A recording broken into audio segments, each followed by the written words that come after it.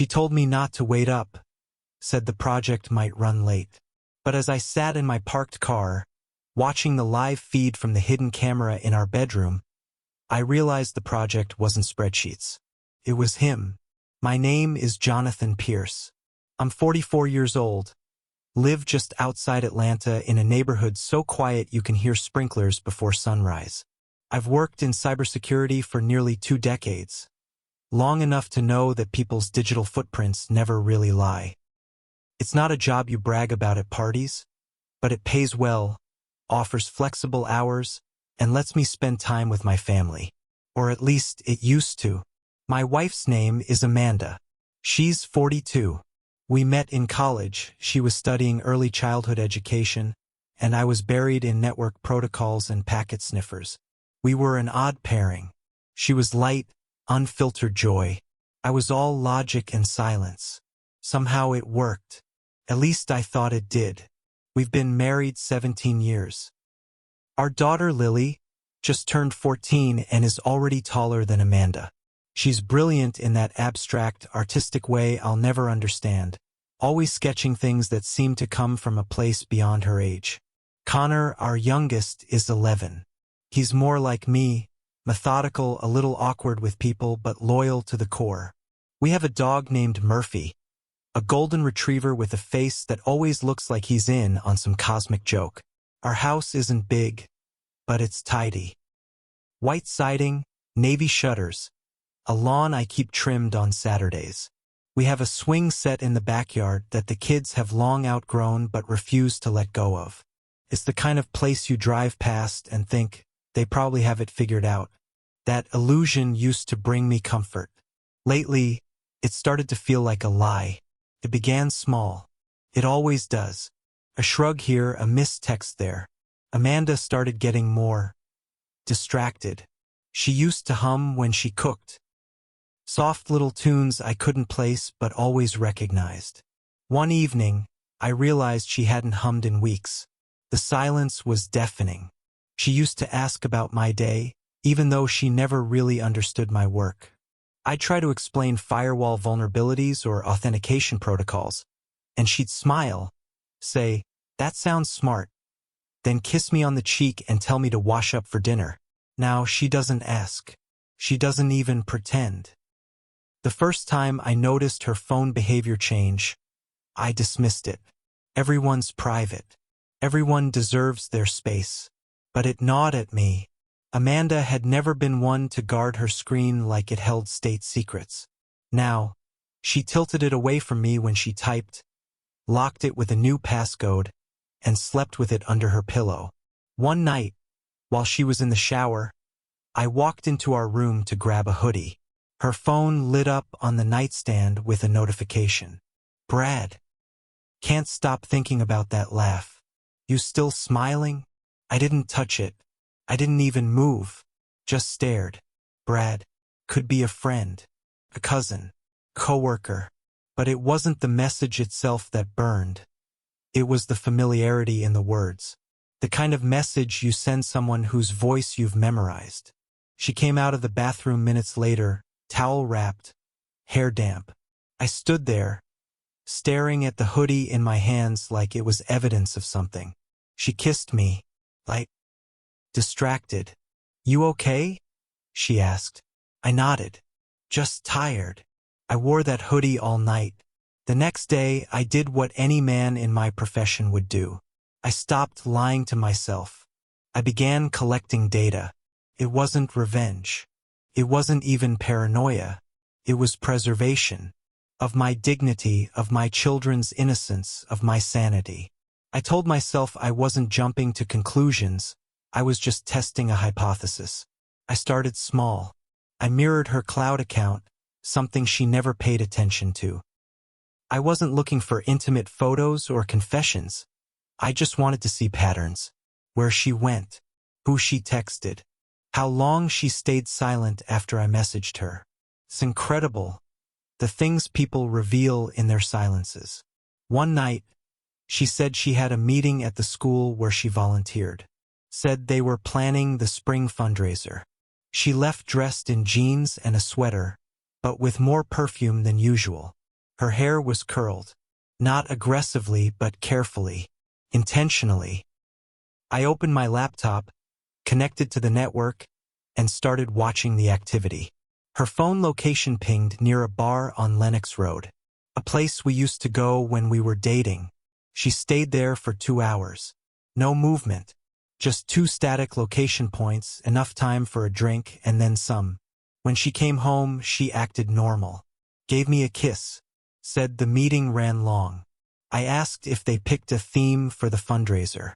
She blinked for a moment, then said, "Spring garden, I think." Amanda hates gardening. I didn't confront her. I didn't accuse. I made a cup of tea and went upstairs, each step heavier than the last. That night I couldn't sleep. I watched her breathe beside me, her chest rising and falling, and all I could think was, how long has this been happening? Then I thought of the kids, of Murphy, of the swing set, of all the quiet things that made this house feel like a home. And I realized if I wanted the truth, I needed more than metadata. I needed eyes. I ordered a discreet security camera. Small. Motion activated. Audio capable. I told myself it was for safety. For the house. For the times when Amanda took the kids out of town to visit her sister. But I knew better. I installed it while she was at yoga. Mounted it into the top bookshelf in our room. Nestled behind a row of books I doubted she'd touch. Pointed toward the bed. Not obvious. Not hidden. Just quiet. The feed streamed to an encrypted server. Only I had the key. I didn't tell a soul. It was the first secret I kept from Amanda in 17 years. I told her I'd be working late more often. Said a new contract required nighttime hours for a client overseas. She barely blinked. Just nodded, said be safe, and returned to her phone. The first few nights, nothing happened. She watched TV, folded laundry, slept early. Then came Thursday. She said she was tired. Told me to finish my late night, and not to wake her when I got in. 10:47 p.m. The bedroom door opened. The camera caught it all. But not yet. This is just the quiet before the storm.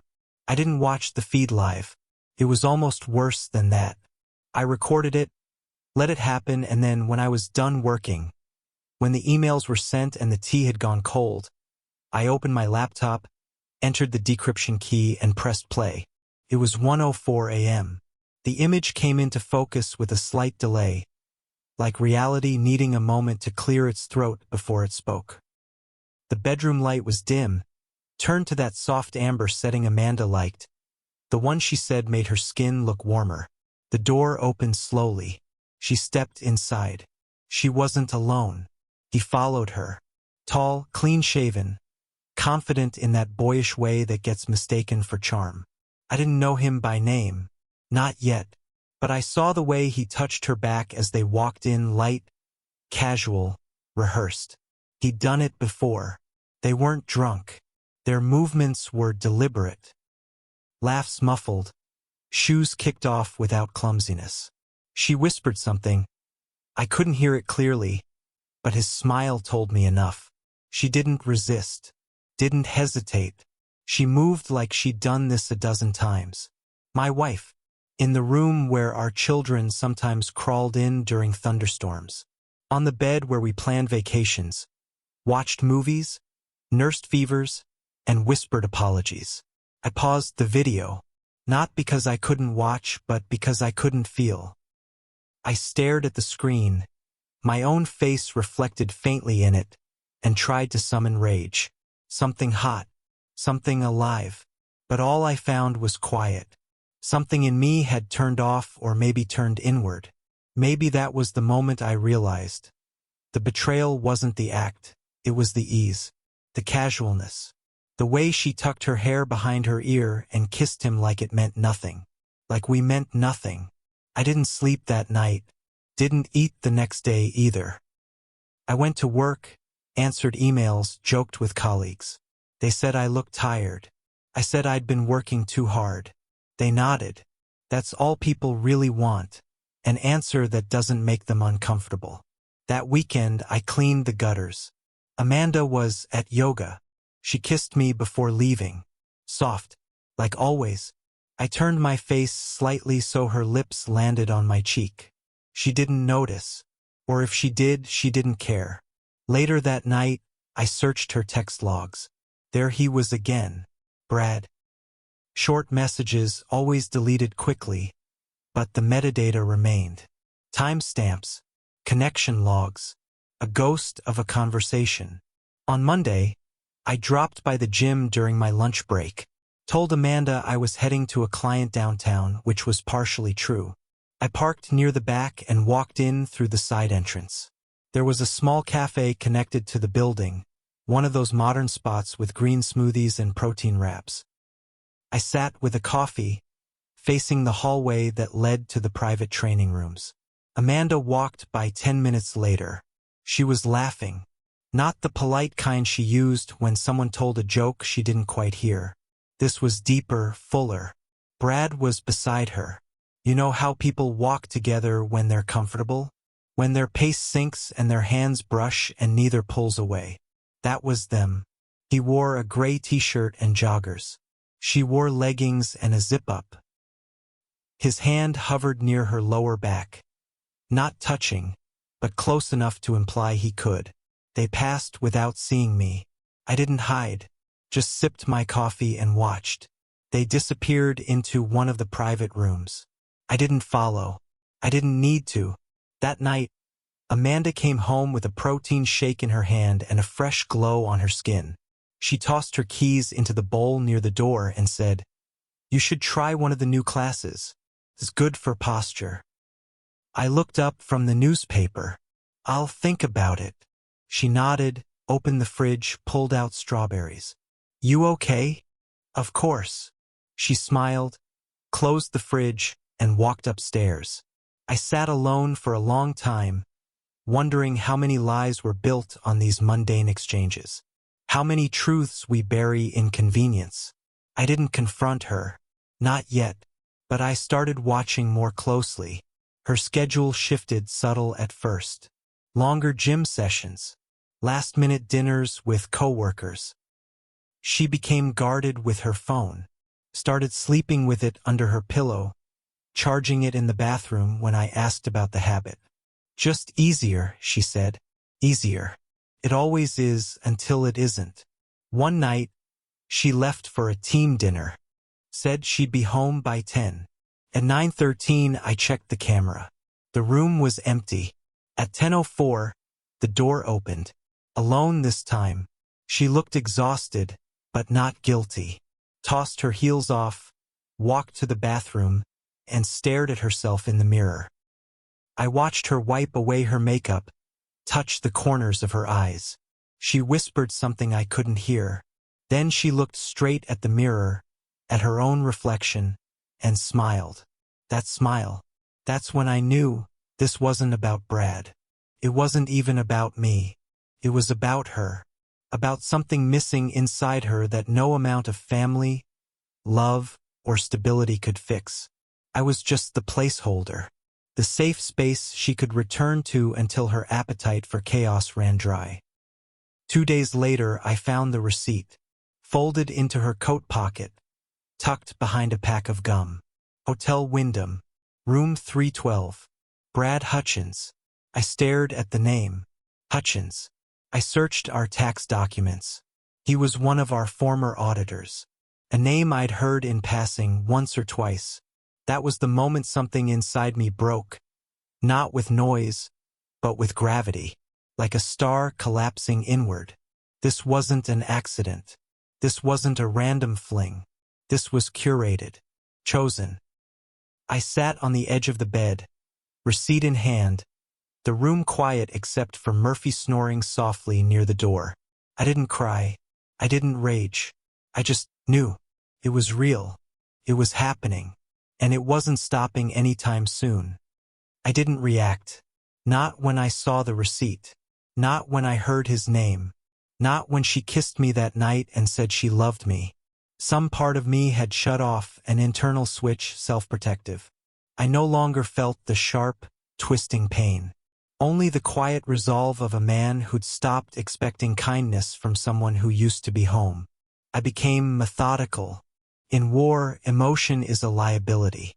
I knew that from my years consulting with defense contractors. Emotion makes you sloppy, reactive, predictable. If I wanted clarity, I had to become the thing Amanda thought I wasn't anymore: watchful, patient, dangerous in silence. I bought a second camera. Smaller, sharper, equipped with night vision. I placed it in the hallway, angled toward the front door. Motion activated. I told Amanda it was for security. She nodded absently, barely listening. She was already late for a planning committee meeting. I began logging every movement, every entrance, every exit. On Tuesday, she said she was headed to a school fundraiser. She wore heels, perfume I hadn't smelled in weeks, a new bra, tag still attached, which I found later in the trash under folded napkins. At 9:43 p.m., Brad entered through the front door. The footage was clear. He kissed her in the hallway. She pulled him upstairs. At 11:07 p.m., he left, alone. At 11:09, she texted me, "Hope your night's not too stressful. Can't wait to see you tomorrow." I stared at the message like it came from someone I used to know. Then I locked my phone and reopened the video. Watched it again and again. The next morning, I kissed her forehead before leaving for work. She smiled, poured me coffee. I drank it anyway. That was the game we played now. Pretend. Pretend to love. Pretend to trust. Pretend that nothing, absolutely nothing, was rotting between us. I needed more. Not just images. Not just inference. I needed proof that no one could spin. Not her. Not him. Not even a lawyer with a flair for twisting narrative into sympathy. So I called Marcus, private investigator, former FBI, retired, but not rusty. I'd done a favor for him once. Helped his niece secure a job at a firm she couldn't crack on her own. He owed me, and he remembered. I met him 2 days later at a diner off I-285. He ordered coffee black, no sugar, and listened as I laid out the pieces. He didn't blink. "You want eyes on both of them?" Yes, her routines, his movements, anything that intersects. He nodded slowly. "You expecting confrontation?" "No," I said. "I'm expecting confirmation." He grinned. "You'll have it in 7 days. Maybe less." He had it in 5. A manila folder. Photos, locations, timestamps, voice recordings from public spots. Amanda and Brad. At a park. At a hotel. At a cafe downtown. In the back seat of his car, laughing like nothing could ever reach them. Marcus slid the final envelope across the table. Phone call. I cleaned the audio. I took it. Listened. It was Amanda. "He's so checked out, Brad. He doesn't see anything. Honestly, sometimes I feel like I'm cheating out of boredom more than passion. He's safe. Predictable. The house, the kids. It's all just so quiet. I want to feel alive again." Then Brad, "And do you?" She laughed. "When I'm with you, yes." That was the first moment I felt something close to rage. Not because of the affair, but because she said I was invisible in my own home. That my loyalty, my silence, my steadiness were now crimes. She didn't know I'd heard her. Didn't know I'd watched her. Didn't know the man she called predictable was building something irreversible. I didn't confront her. Instead, I took inventory. I met with my lawyer, quietly updated my will, moved funds into protected accounts, froze access to certain shared credit lines. Amanda noticed none of it. She was too busy pretending I didn't see her lies. I hired a cleaner to prepare the guest apartment over the garage. Told Amanda my cousin needed to stay with us for a few weeks. She smiled, said she'd make it nice. I gave her dates. She marked them on the calendar. But that cousin doesn't exist.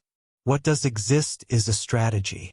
A date circled on that calendar that means nothing to her, but everything to me.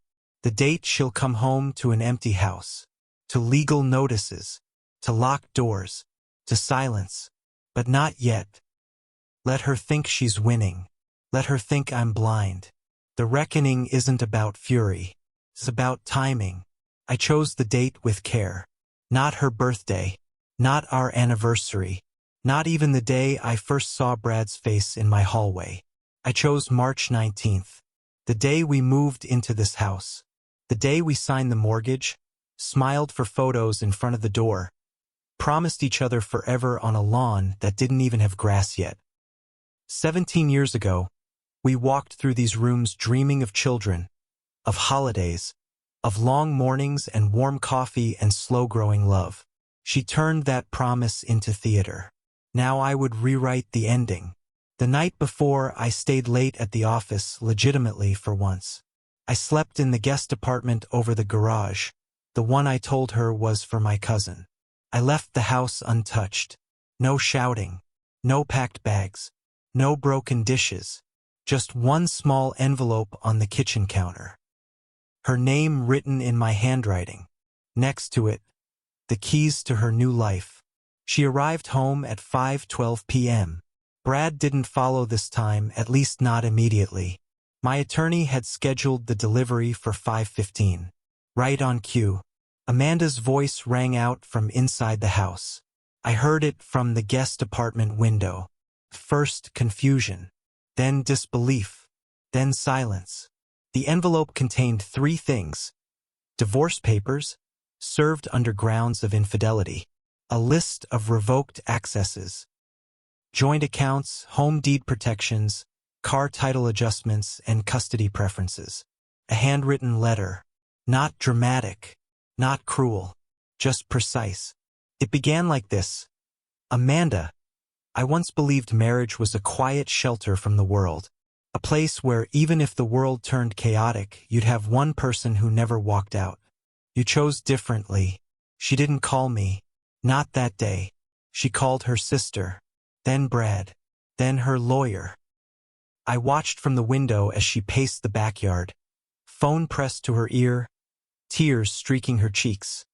Not loud, but real. She had believed I would cave, that I would fold quietly, maybe grieve in private, maybe wait for her to come back with half apologies and blame diluted by time. Instead, she got facts. A custody arrangement that favored my stability. Financial records that traced every unfaithful night.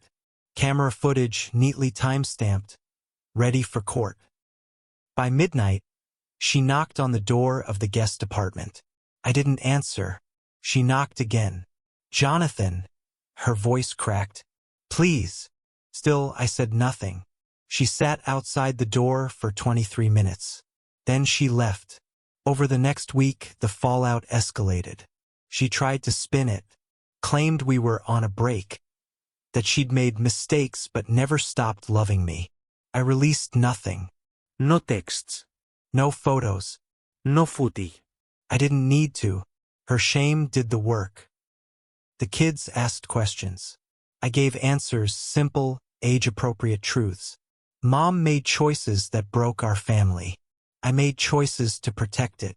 They didn't cry. They already knew. Children sense lies before they can explain them. Amanda showed up 2 more times, once at the kids' school, once outside my office. The second time, she wept, told me she was lost, said Brad had moved on, said he didn't sign up for all this. I didn't laugh. I just looked at her and said, "You left a man who stood still for you. You chased someone who was always moving. Now you're just alone." She begged for counseling. I declined. I didn't need repair. I needed peace. The day the divorce finalized, I stood in front of the mirror and barely recognized myself. Not because I looked older, but because I looked calmer. No more pretending. No more waiting for betrayal. Just stillness. She once called me boring, predictable, safe. Maybe I am. But I'll take safety over spectacle. I'll take quiet over chaos. Because in the end, all she ever really wanted was to feel alive. She just didn't realize that burning a house down doesn't make it a sunrise. Final monologue. People ask how you survive something like this. The answer is simple: you stop asking why they did it, and start asking what you'll do next. Amanda thought she found freedom. What she lost was the one man who would have carried her even after she stopped walking. She thought I was working late, but I was watching, and now I'm done.